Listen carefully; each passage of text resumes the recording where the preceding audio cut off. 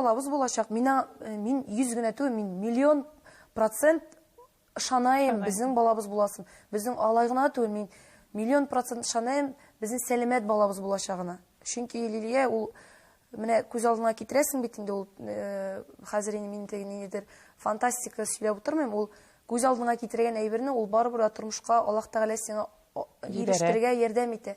Ул шундый әйбер һәм мин бик курыктым алмасның төшенкелеккә бирелер дип.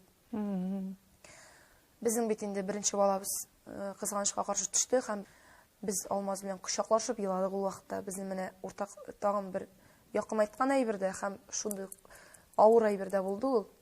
Безнең ул вакытта әниләребезне чакырган идек, бәйрәм итәбез, никах көнебезне дип, нык авыр көн булды ул безнең өчен.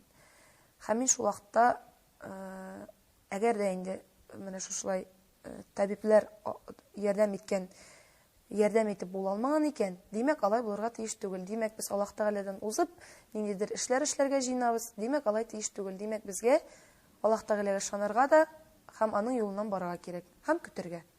Минем бер вакытта да ничек дип әйтим инде, безнең балабыз булмаячак инде дип уйлап, елап йөргән вакытларым булмады. Һәм мин аны Алмазга да гел әйтәм, безнең булачак.